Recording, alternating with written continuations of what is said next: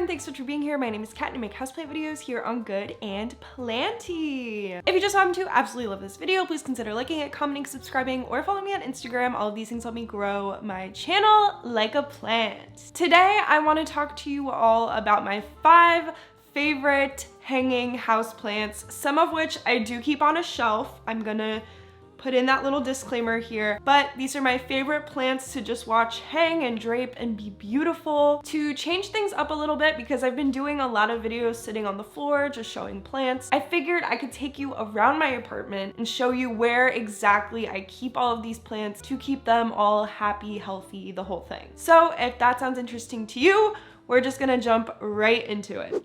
Okay, the first plant I want to share with you all is this Hoya Carnosa compacta. This is maybe one of my favorites in the whole list I'm going to talk about today. She is just such a unique plant, and I know that they have a bad rep sometimes for hosting bugs in their crinkles and being slow growers, but I find this unique look to just be worth any of the troubles. It is literally like a bowl of plant noodle. It's so fun and is definitely quite a statement. The dark green I find looks really good in white pots, and I do keep her in her original nursery pot, and I just plop it right in here and she hangs all pretty. The key to Hoya I have found is bright and direct light. These guys really need it if you want to see growth. I have gotten quite a bit of length on her. I've even propagated her a few times and she's still growing. I haven't had any flowers yet, but that's okay. And I do have new tendrils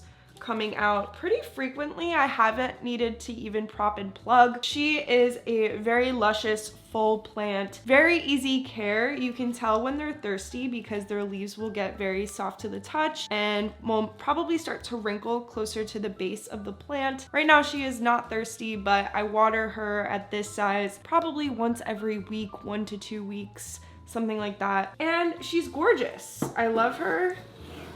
And she does get quite a bit of attention whenever I have guests. So if you like a statement plant that will catch the eye of people, this is a good one to go with. All right, bringing you around. I'm trying to work with the light here. We're against a window. Next up is this lemon lime philodendron. There's also a upright variety, but this is clearly the vining one. She just brings the perfect little pop of color. I have found her to grow very, very well, quickly and bushy. This is not a plant I have propped and plugged either. I really value hanging plants that kind of fill out on their own without me having to babysit it. It just makes it very easy to set it and forget it and just water her when she needs. She doesn't even get top-down light. I just recently moved her over to this window, but she is usually on my plant shelf in the hallway over there. I will show you that in a second. She has been a very low maintenance plant, does not need a lot of light to maintain this neon bright gorgeous color. I'm very thankful for her. On top of that, similar to the Hoya, she is a very drought tolerant plant that does not need to be watered all the time. And one of the most annoying things about hanging plants is that they are very hard to reach to water. They usually involve a mess or a ladder or something. Plants that don't need a lot of water and look gorgeous hanging are good in my book. So definitely recommend checking out the lemon lime philodendron if you want a gorgeous pop of color in your plant collection. Okay, now we're gonna go out to the hallway. All right, we are in my hallway. I apologize if there's a little bit of an echo. I am doing my best. Here, I want to talk about this little gal, which is the Philodendron Brazil. She has actually surprised me in how well she's been behaving as a vining plant. I do want to show you a little bit of a trick.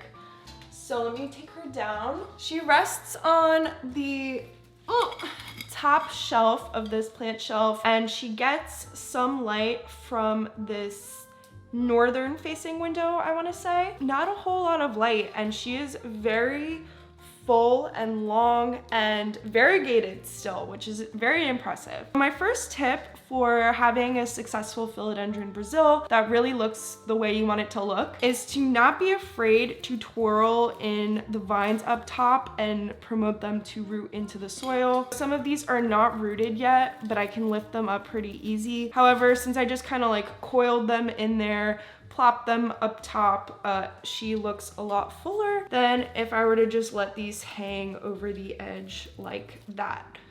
You can see the difference. So I take these two vines and I kind of just plop them up top, and it looks so much better in my opinion. And hopefully I try to get the nodes to rest on the soil so that roots will shoot out and kind of like root themselves in. It hasn't happened yet, but it still looks really good and the plant is very happy regardless. The other thing I will say is I do prune this plant fairly quickly, and you can see a cut right here.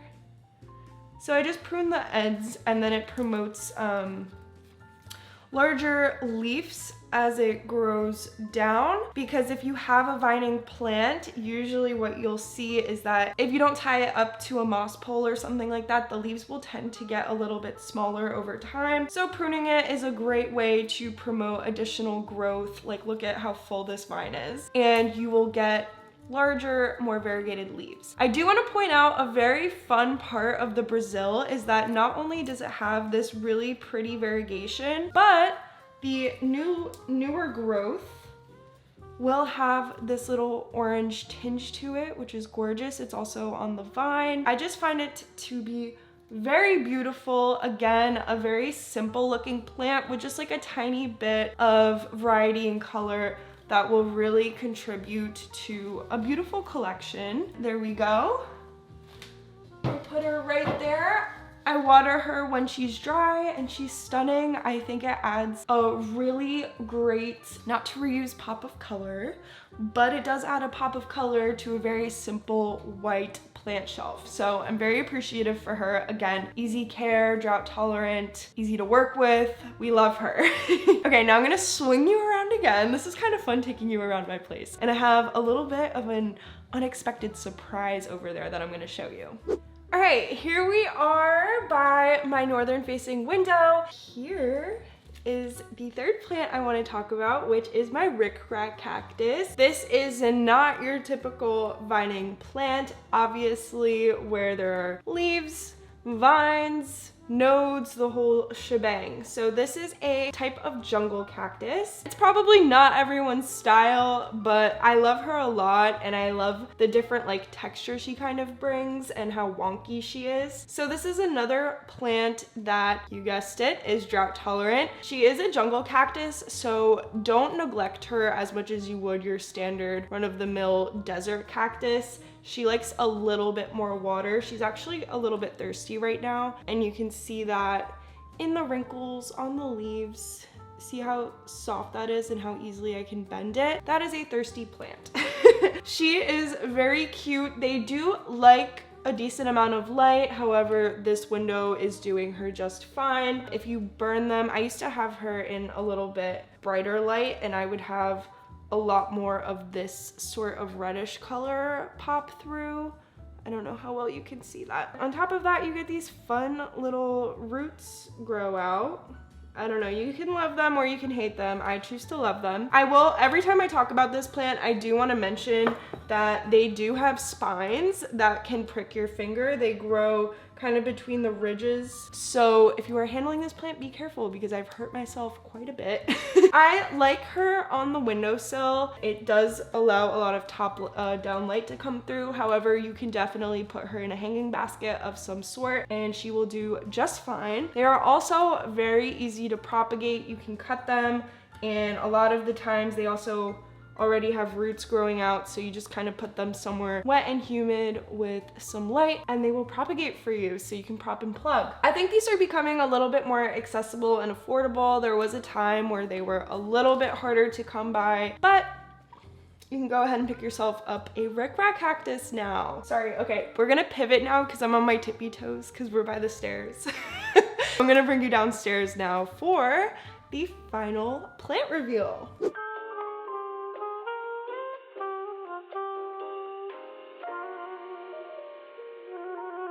She has gotten huge. I will take her down in a second, but I want to give a few tips on her care. You can see that there are some spaces between the leaves on her nodes that can be easily fixed with pruning, and you can propagate that cutting, kind of similar to what I talked about with the Philodendron Brazil. For water, these guys like to dry out a little bit. They are drought tolerant, so I water her maybe once every week or so. This room does get a bit dry, and she dries out kind of fast, so that's a little bit more on my environment than the plant herself. She gets diffused southern light. This is a very bright, hot room. I do have a few leaves that are a little bit cranky with that, but I try to keep her far enough away from the window that it's not a huge problem. Yeah, that's kind of the deal on the Adansonia. I'm gonna take her down for a second so you can get a closer look.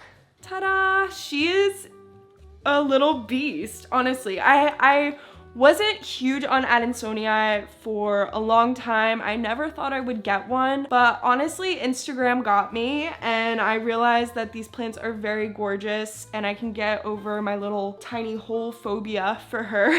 She's very full up top, and the vines are coming down. She could use a little bit of pruning, but I kind of like her the way she is, a little bit messy and jungly. So another very easy care plant. If you notice a theme that I like with hanging plants, there you go. This is the Adansonii, our final plant for today. That's all I have for you. Thank you all so much for watching today's video. I hope you enjoyed it. Please comment down below your favorite hanging plants, and we can all pick from each other and see what's good. Please subscribe to my channel if you don't already. You want to see more Planty content from me. Like this video, hit the notification bell, all that good stuff. And I will see you in my next video. Bye! Huge thank you to all of my members. Thank you to O'Neill, Val, Katrina, Audrey, Louie, Heather, _B, Jacqueline, Brooke, Daniel, Vanessa, Michelle, Tori, Candy, and Pam. You guys are the best, and I'll see you in my next video.